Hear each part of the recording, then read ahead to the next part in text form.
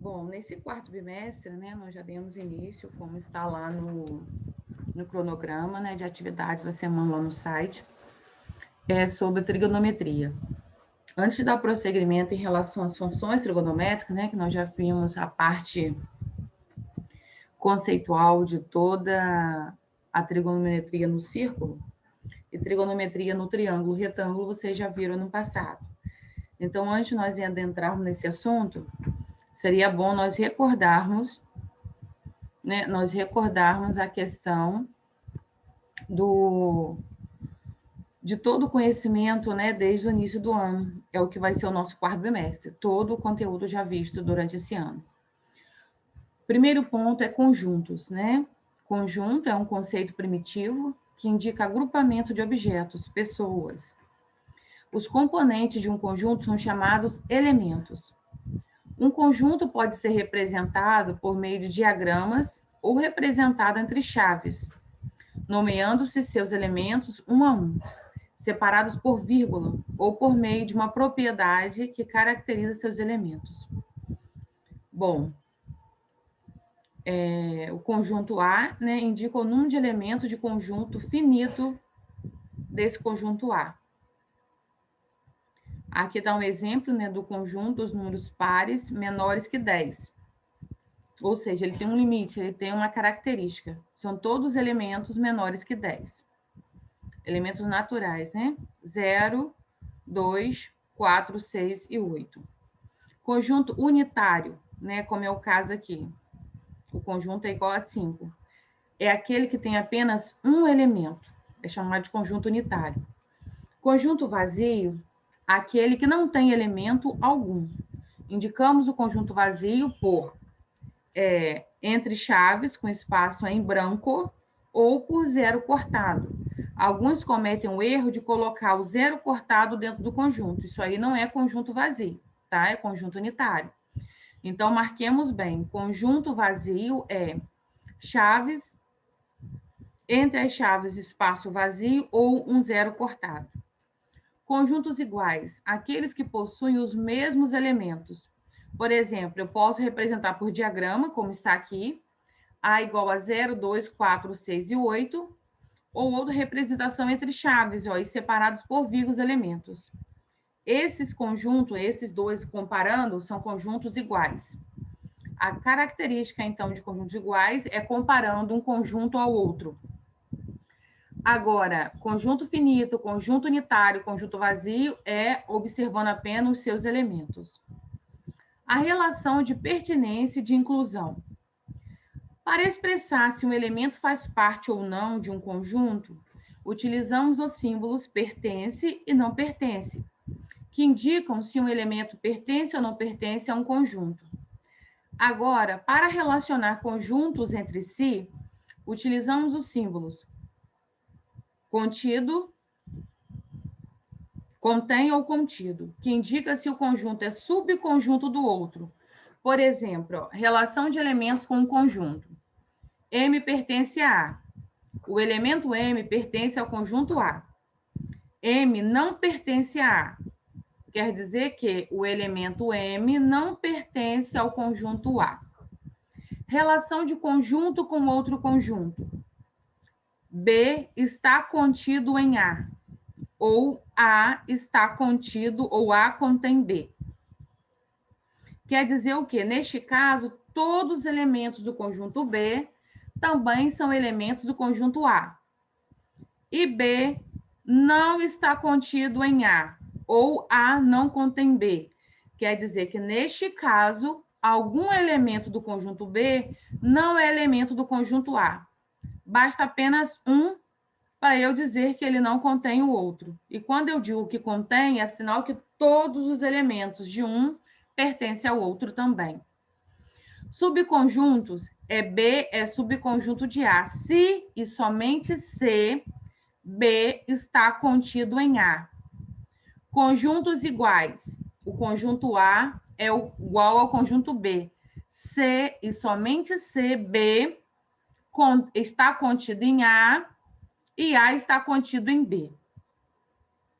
Ou seja, todos os elementos de B são iguais a todos os elementos de A. Ou todos os conjuntos de A também são iguais aos conjuntos de B, são os mesmos elementos. Para todo conjunto A, tem-se A estar contido em A, e para todo conjunto A, tem-se que conjunto vazio está contido em A também. O que acontece? Operações entre conjuntos. União de conjuntos. O que é a união de conjuntos? A união dos conjuntos é A e B, né? É conjunto formado por todos os elementos que pertencem a A ou todos os elementos que pertencem a B. Indicamos que esse elemento é A união com B. Por exemplo, aqui ó, o conjunto A são os elementos A, E, C e D. Conjunto B, C, D, F e B. Juntando os dois, eles têm dois ó, na interseção um com o outro. Mas na união, eles se juntam todos. Então, o conjunto A união com B ficou A, E, C, D, F, B. Bom, vamos dar prosseguimento. Interseção de conjuntos. O que vai acontecer na interseção? A interseção dos conjuntos A e B é o conjunto formado pelos elementos que pertencem a A e também pertencem a B. Nós indicamos que esse conjunto é por A interseção com B. Aí aqui na primeira nomenclatura, né, através de símbolos matemáticos. A interseção com B é igual a se somente C, A está contido em B. Os elementos, né, do conjunto A em união com B. Quer dizer o quê nessa linguagem matemática? Que o conjunto A, os elementos de A, mais os elementos de B, menos os elementos de A interseção com B. Ou seja, eu junto todos e vejo aqueles que faço a diferença daqueles que não entram. Daqueles que não entram, né, que está aqui, e daqueles que são comuns entre A e B. Por exemplo, nesse caso aqui, através do diagrama, a gente vê que os elementos que pertencem a A e pertencem a B ao mesmo tempo, somente são os elementos C e D. Se A interseção com B der conjunto vazio, dizemos que A e B são conjuntos disjuntos. Ou seja, não tem interseção, são disjuntos, não tem nada em comum. Diferença de conjuntos. A diferença de dois conjuntos A e B é o conjunto formado pelos elementos que pertencem a A, mas não pertencem a B. Indicamos esse conjunto por A menos B. Significa que, se B está contido em A, a diferença de A menos B é chamada complementar de B em relação a A. Indicando por a letrinha C, ó, o A no índice, o B aqui no lugar do expoente. E assim nós colocamos, ó. Esse símbolo aqui é o símbolo de complementar. Complementar de B estando contido em A. Quer dizer que A menos B. Se B for, se B não estiver contido em A, tá? Porque se B, todos os elementos de B estiver dentro de A, não vai ter como a gente fazer essa diferença, correto? Como aqui, ó. Eu tenho elementos que não pertencem a A. Então, aqui neste caso aqui, ó, o A não está contido em B. Porque quando a gente diz que o conjunto está contido em outro, quer dizer que todos os elementos de um são os mesmos elementos do outro conjunto. E se A interseção com B for conjunto vazio, então eu digo que A menos B é igual a A. E B menos A é igual a B. Então, ó, o complementar de A em A vai dar vazio para todo o conjunto A. Ou seja, se não tivesse esse C e D aqui, a diferença dos conjuntos seria o próprio conjunto A. Por exemplo, ó, conjunto A em A seria vazio. Conjunto de B em A também seria vazio. Por quê? Eles não têm elementos iguais.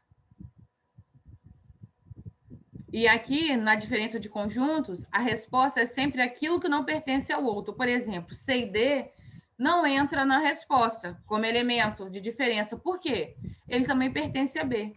Os únicos elementos que só pertencem a A é o elemento A e o elemento E. Prosseguindo.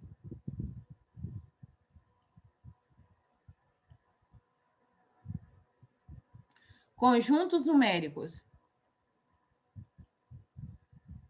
Conjunto dos números reais. Nós temos o elemento 0, 1, 2, 3, 4, 5, 6, 7, 8, 9, 10, 11, infinito.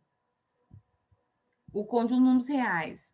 Mas não confundamos conjunto dos números reais com conjunto dos números inteiros, representados pela letra Z. Conjunto dos números reais, representado pela letra N, ó. É o conjunto mais primitivo que nós temos. Por quê? O conjunto dos números inteiros, além de conter os elementos, né, os números naturais, ele também, ó, contém os números negativos. Então, por isso que o inteiro, ó, está abraçando o conjunto dos números naturais.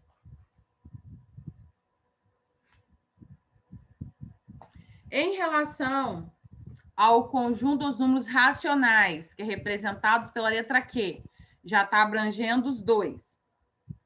Quer dizer o que é isso? Ele quer dizer que x, né, o elemento x, tal que x, é igual a A está para B, com A e B inteiros e B não nulo. Quer dizer o quê?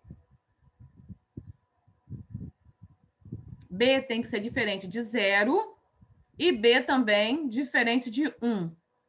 São exemplos de números racionais, gente, ó. 5, que é igual a 10 sobre 2, ou seja, números naturais.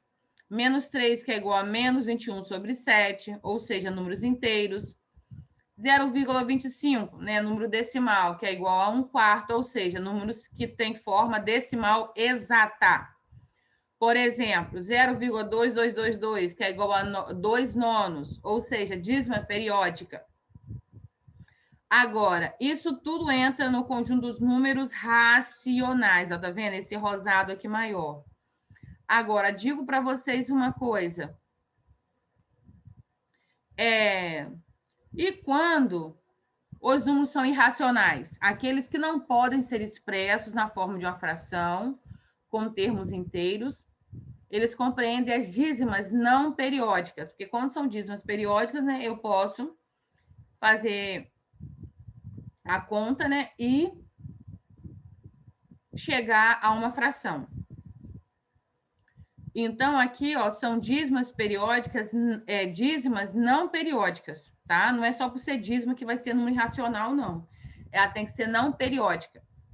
Por exemplo, raiz de 2 é 1,4142135 reticências, ou seja, todas as raízes não exatas são números irracionais, como é o caso aqui da raiz de 2. Ela dá uma dízima e é uma dízima não periódica. Pi, por exemplo, é igual a 3,14159265, reticências. Né? A razão entre o comprimento de uma circunferência e seu diâmetro, que é esse aí o número racional π. Então, ele também é uma dízima não periódica. Conjunto dos números reais. Conjunto dos números reais. São números, os racionais, em união com os números irracionais. Esse conjuntinho aqui, ó.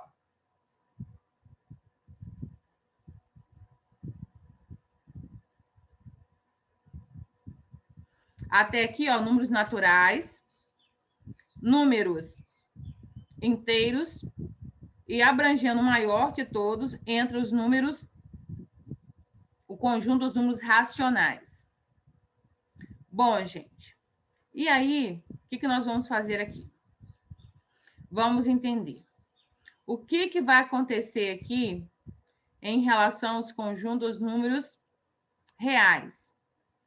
O conjunto de números reais inclui, além desses todos que nós acabamos de falar, inclui também aqueles irracionais. Como assim aqueles irracionais, gente? Como assim aqueles irracionais? São exemplos, né?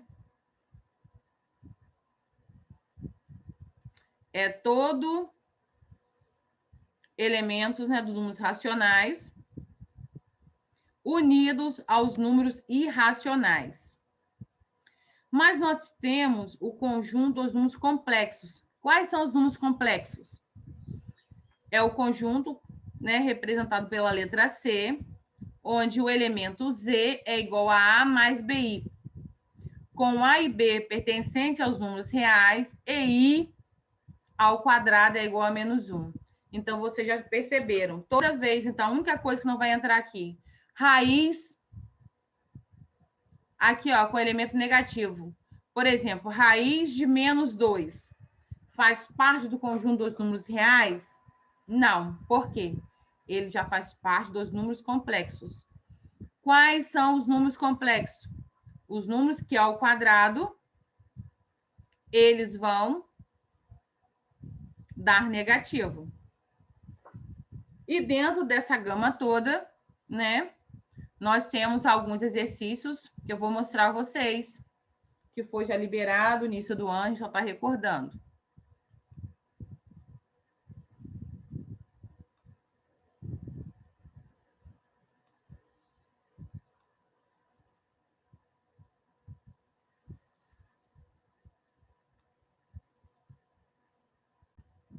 Bom, vamos ver alguns exercícios aqui resolvidos, né, para nós esclarecermos qualquer dúvida, né, que tenha ficado no passado.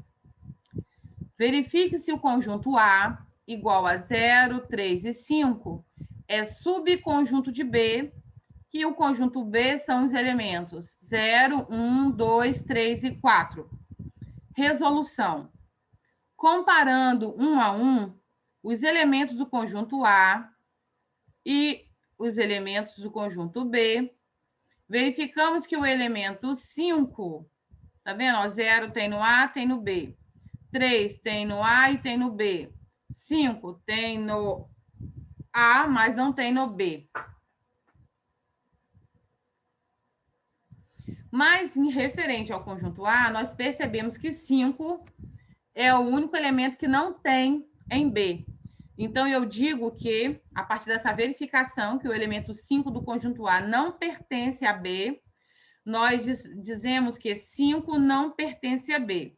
Logo, A não está contido em B. Isto é, A, ó, não está contido em B, é o símbolozinho. Portanto, A não é subconjunto de B. Tudo bem? Segundo exercício resolvido. Determine todos os subconjuntos de A. 1, 2 e 3. Resolução. Os subconjuntos de A são os seguintes. O conjunto vazio. O conjunto com apenas um elemento, que é 1, 2 e 3. Os conjuntos com dois elementos, que é 1, 2, 1, 3, 2, 3. E o próprio conjunto A com 3 elementos, 1, 2, 3. Entenderam? Quando for pedir para determinar os subconjuntos, são todos os possíveis dentro dos elementos dados. Agora, vamos na questão 3, observar o diagrama. Quais afirmativas são verdadeiras? Eu tenho um conjunto F rosado, tenho um conjunto H, que é o branco, e tem um conjunto E, né, que é o roxinho, que abrange todos os outros dois. E tem esse espaço aqui, um rosa mais forte, que esse aqui parece um lilás, né? Um rosinha mais forte, que é a interseção entre o F, lilás, que o E é roxo, e o branco do H.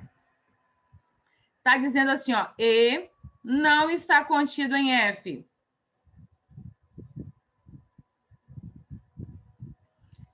F contém E. H está contido em F. E contém H. F não está contido em H. E H está contido em E. Por exemplo, E não está contido em F? Correto? tem elementos de E que não pertencem a F. Vamos lá ver, ó. Analisando as afirmativas uma a uma, nós podemos observar o quê? Verdadeira, letra A. Por quê? Pois existem elementos que pertencem a E e não pertencem a F. A letra B, ó. F contém E? Falso. Por quê? Existem elementos que pertencem a E, né, mas não pertencem a F. Por exemplo, o H, que pertence a E também, mas não pertence a F. A F é só esse espaço aqui de interseção em comum com o H. E o E é o maior de todos. A letra C pergunta: H está contido em F. H, todos os elementos de H estão em F? Não, também é falsa, pois existem elementos que pertencem a H e não pertencem a F. A letra D. E contém H. O E grandão, esse lilás aqui, contém H. Certo? Olha só. O E está totalmente dentro do... O H está totalmente dentro do E. Aí diz o quê? Verdadeira, pois todos os elementos de H pertencem a E. E a letra E. F não contém H. Verdadeiro, pois existem elementos que pertencem a F e não pertencem a H. Mas nesse caso aqui, ó, mais propriamente, existem elementos em H que não pertencem a F. E na letra F, né? H está contido em E. Verdadeiro, pois todos os elementos de H pertencem a E, que é o elemento maior. Bom, temos esses propostos, né, do livro, e vamos, em relação a conjuntos, nós, né, encerramos por aqui. Próximo assunto vai ser intervalos.